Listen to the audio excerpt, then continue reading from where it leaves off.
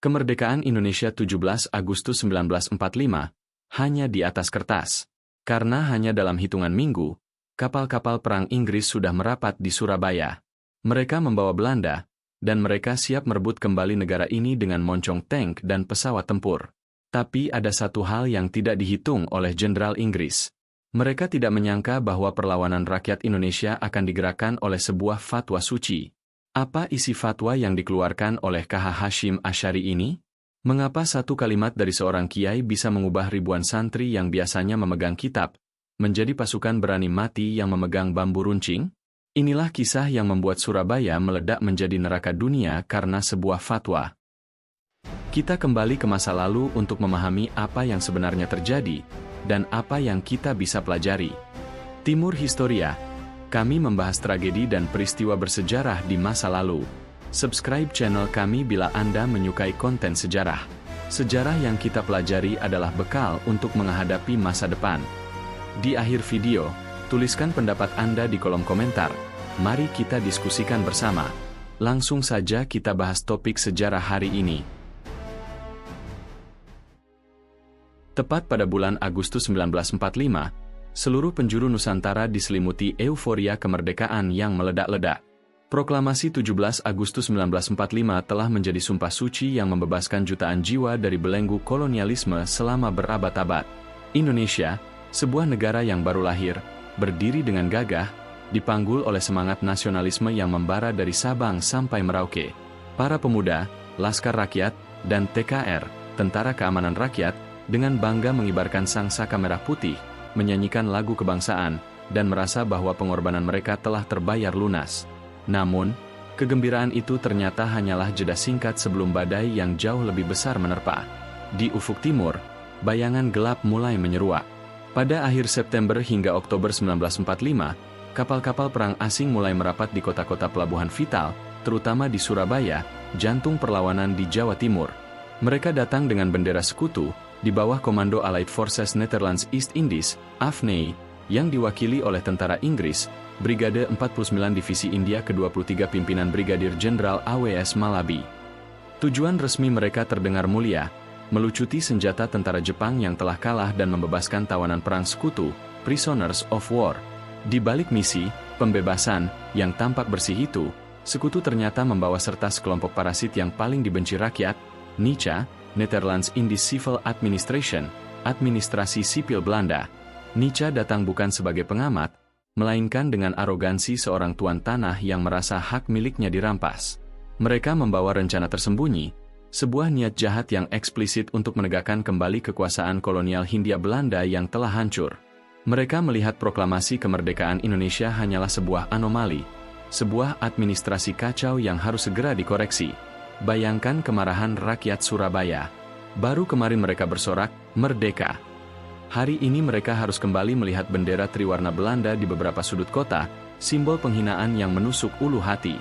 Para serdadu Inggris, yang seharusnya menjadi pembebas, justru bertindak layaknya pelindung penjajah lama. Ini bukan lagi sekadar masalah pelucutan senjata Jepang. Ini adalah gugatan kedaulatan yang paling brutal.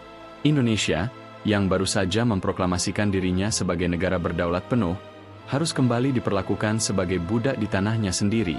Tekanan militer Inggris dan manuver politik Belanda melalui NICA di Surabaya adalah ancaman eksistensial yang tidak bisa ditoleransi oleh siapapun yang mencintai tanah airnya. Maka, di tengah situasi yang genting dan penuh pengkhianatan inilah, timbul pertanyaan yang membakar di benak setiap pemuda, setiap laskar, dan terutama, setiap ulama di pesantren. Jika negara ini akan direbut kembali, sampai di mana batas kewajiban kita untuk melawan?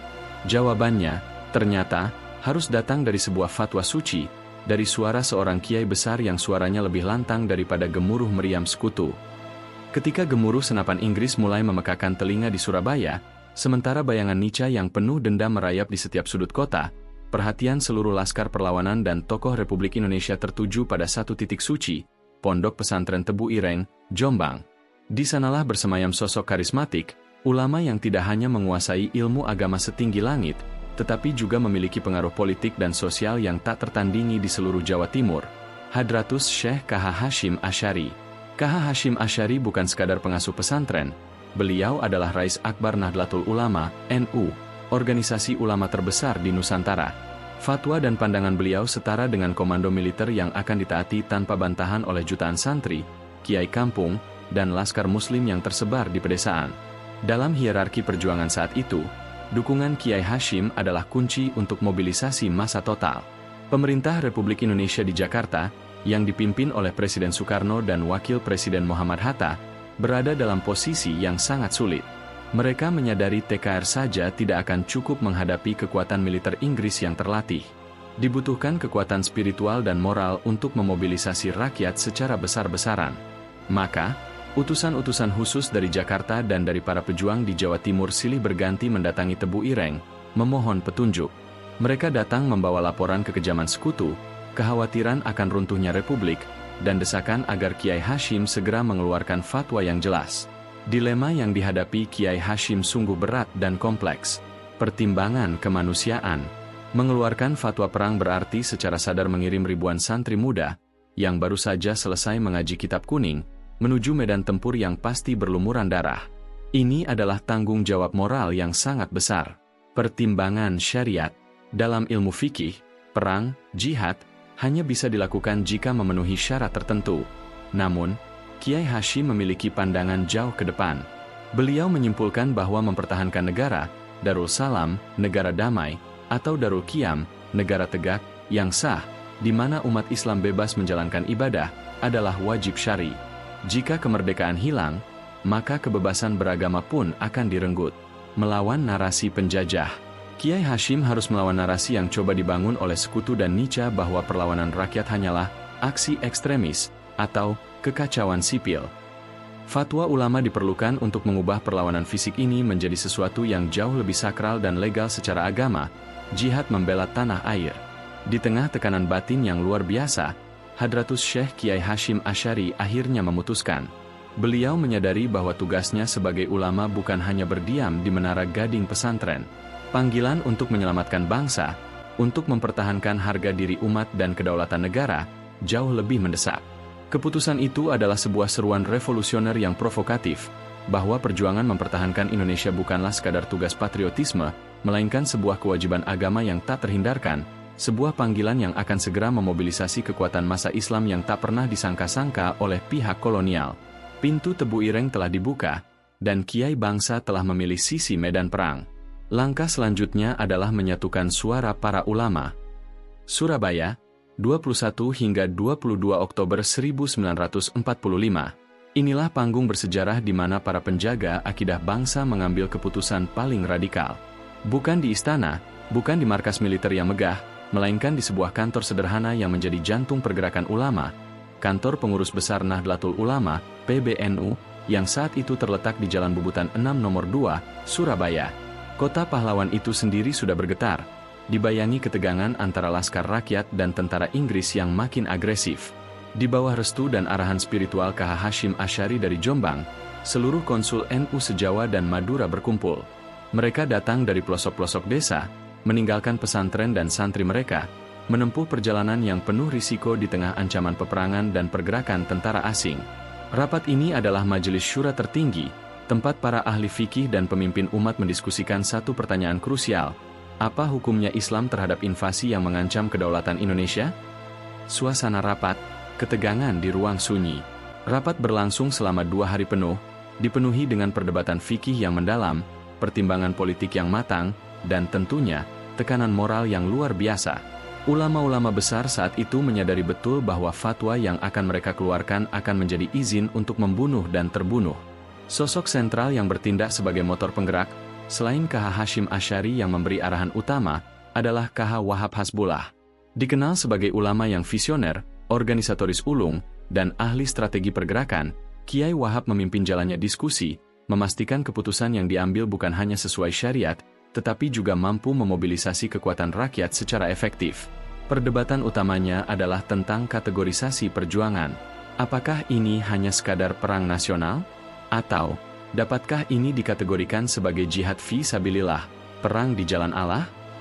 Para kiai bersepakat bahwa kemerdekaan Indonesia adalah prasyarat fundamental bagi umat Islam untuk menjalankan ajaran agama secara sempurna, bebas dari intervensi kafir yang ingin kembali berkuasa. Dengan demikian, Upaya Nietzsche dan sekutu untuk merebut kembali Indonesia adalah tindakan penistaan agama karena mengancam kemaslahatan umat. Sebuah keputusan revolusioner lahir. Akhirnya, pada tanggal 22 Oktober 1945, suara bulat dicapai. Keputusan itu diringkas dalam sebuah teks singkat, tegas, dan sangat provokatif, yang kemudian dikenal sebagai Resolusi Jihad. Keputusan yang lahir di Bubutan ini adalah tamparan keras bagi mentalitas kolonial Inggris dan Belanda. Ia mengubah lanskap perang, dari konflik antara tentara melawan rakyat biasa, menjadi perang suci yang dimandatkan oleh agama. Para ulama telah menanggalkan jubah politik dan mengenakan jubah panglima perang spiritual, memastikan bahwa siapapun yang gugur di medan laga Surabaya akan berpulang sebagai seorang syahid. Bubutan, karenanya, menjadi medan juang ulama, tempat di mana pena para kiai menjadi lebih tajam dan mematikan daripada peluru lawan. Ini adalah momen sakral di mana nasionalisme bersertifikat keagamaan terlahir. Setelah perdebatan sengit yang meruncingkan setiap poin syariat di Bubutan, lahirlah sebuah dokumen yang hanya terdiri dari beberapa poin ringkas, tetapi memiliki daya ledak moral yang setara dengan ribuan ton bahan peledak. Inilah Resolusi Jihad, bukan sekadar pernyataan politik, melainkan sebuah proklamasi perang suci yang ditandatangani oleh para ulama besar. Teks fatwa ini begitu radikal dan provokatif. Ia secara tegas menempatkan penjajahan kembali oleh Belanda yang diboncengi sekutu sebagai musuh Allah yang harus dilawan hingga titik darah penghabisan. Inilah inti sumpah suci yang menggemparkan itu. Kedaulatan adalah fardhu ain yang tak tergantikan. Poin pertama Resolusi Jihad menyatakan secara eksplisit bahwa mempertahankan dan menegakkan kemerdekaan negara Republik Indonesia dari ancaman penjajah Belanda dan sekutu adalah fardhu ain, kewajiban personal yang mutlak bagi setiap muslim yang tinggal di dalam radius pertempuran. Ini adalah diktum yang sangat keras. Kiai Hashim Asy'ari dan para ulama telah mengubah perjuangan nasional menjadi tiket ke surga. Ini bukan lagi tugas sukarela atau panggilan patriotik semata. Ini adalah perintah agama yang wajib ditaati.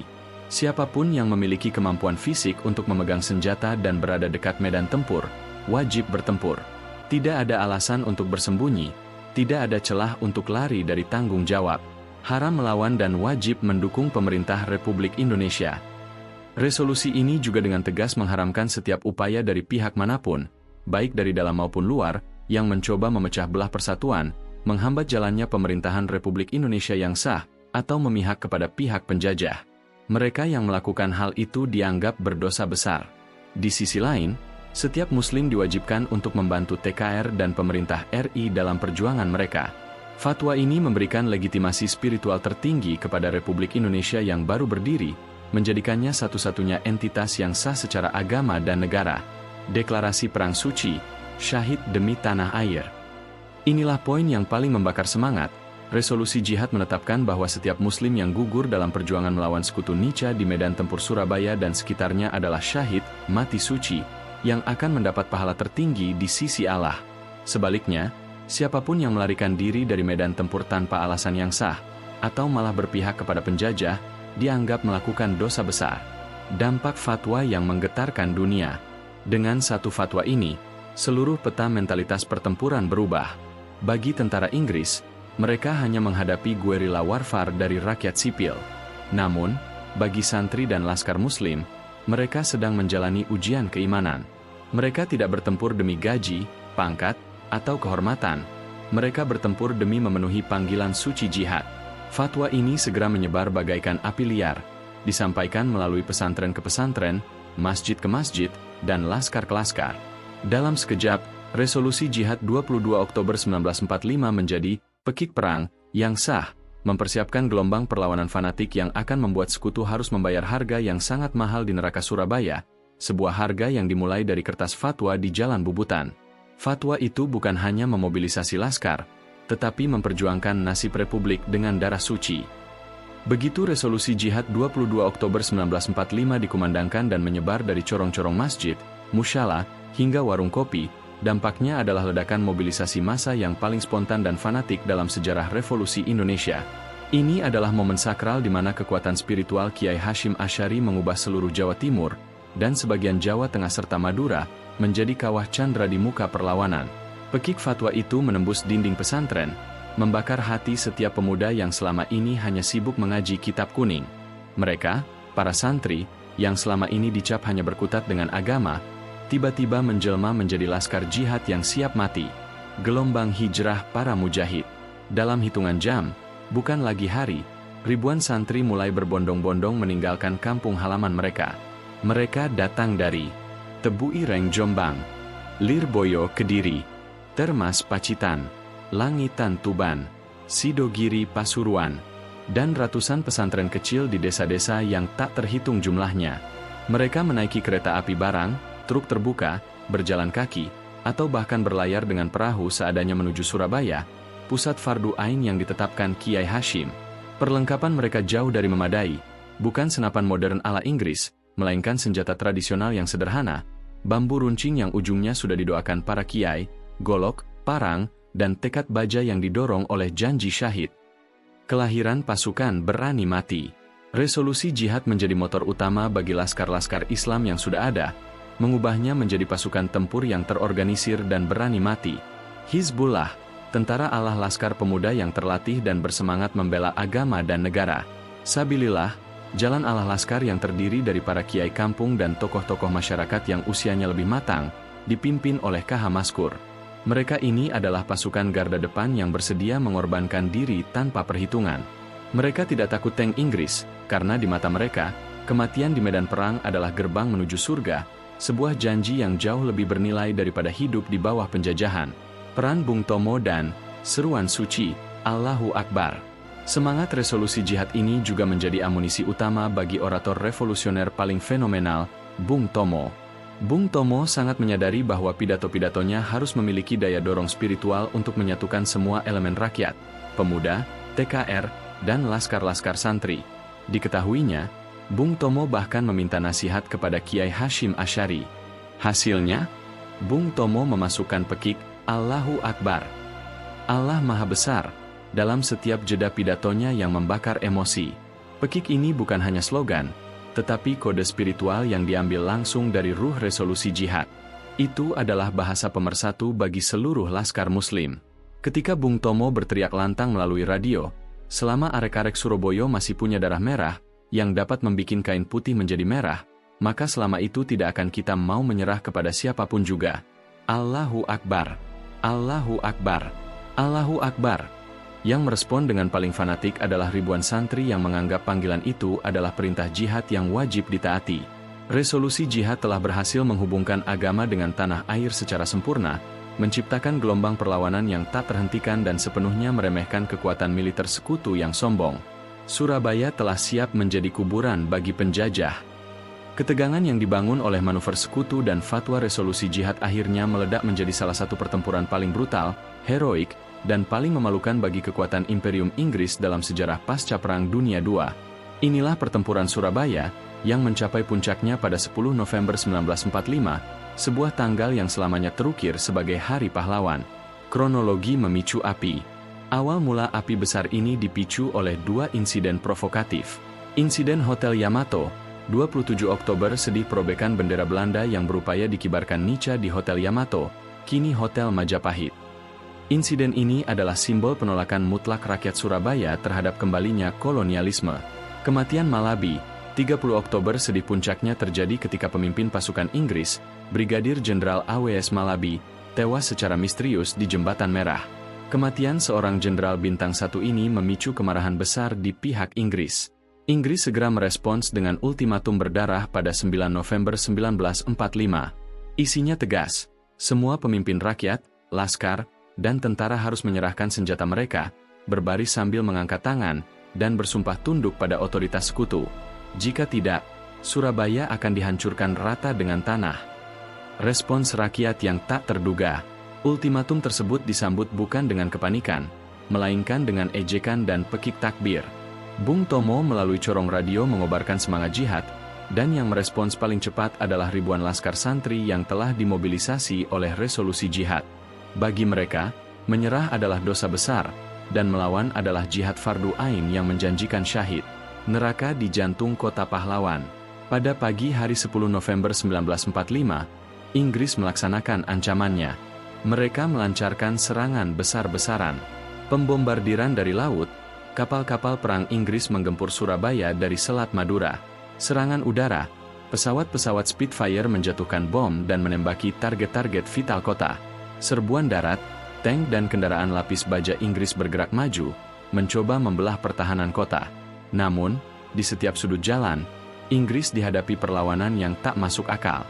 Laskar Hizbullah dan Sabilillah, yang sebagian besar adalah santri, bertarung dengan keberanian yang membuta. Mereka hanya berbekal bambu runcing yang sudah diisi doa, semangat Allahu Akbar, dan tekad untuk mati.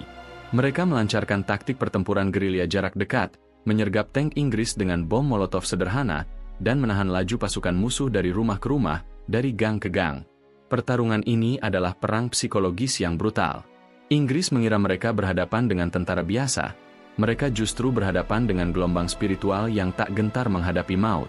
Kematian mereka adalah kemenangan, dan semangat jihad ini membuat perlawanan rakyat Surabaya jauh melebihi ekspektasi sekutu.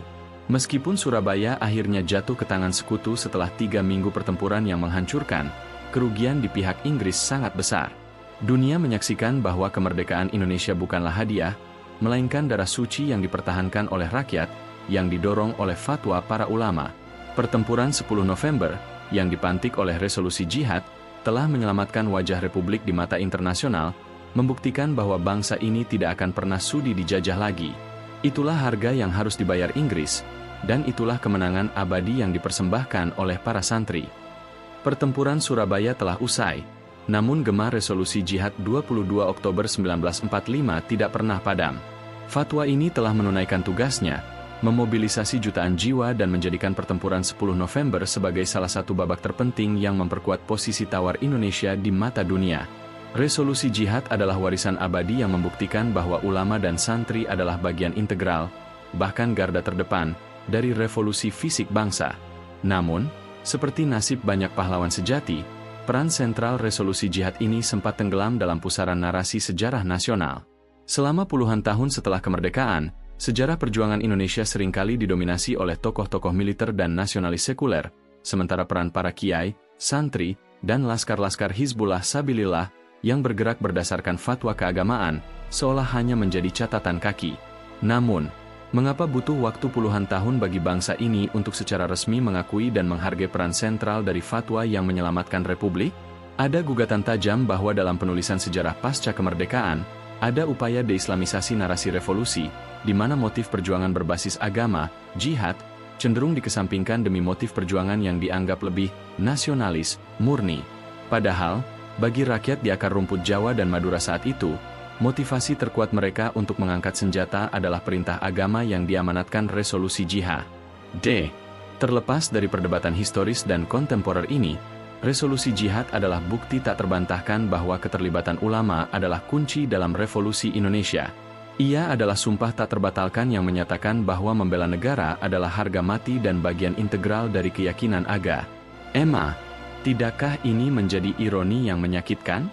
Bahwa sebuah fatwa yang berhasil memobilisasi ribuan pasukan berani mati melawan kekuatan militer terkuat di dunia saat itu, malah harus berjuang mati-matian lagi untuk mendapatkan tempat yang layak di dalam buku sejarah bangsanya sendiri? Resolusi jihad bukan hanya sejarah, tapi sebuah gugatan abadi yang menuntut kita untuk selalu mengingat, mengakui, dan menghargai setiap tetes darah yang ditumpahkan di bawah panji suci perjuang.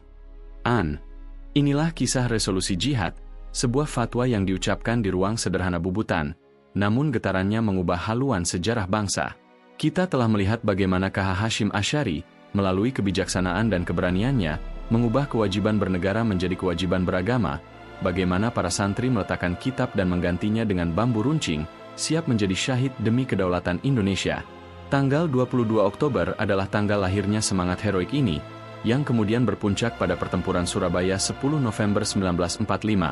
Jika Anda ingin tahu lebih detail tentang bagaimana arek-arek Surabaya, yang didukung laskar-laskar jihad ini, melawan dan menghancurkan Brigade Inggris, serta bagaimana insiden Jenderal Malabi benar-benar terjadi, kami sudah membahasnya tuntas dalam video kami yang berjudul Neraka Surabaya, Kisah Lengkap Pertempuran 10 November. Silakan cari dan tonton video tersebut setelah ini. Menurut Anda, apa peran terbesar resolusi jihad ini bagi sejarah kemerdekaan kita? Apakah Anda punya cerita dari kakek atau nenek Anda tentang Laskar Hizbullah atau Sabilillah?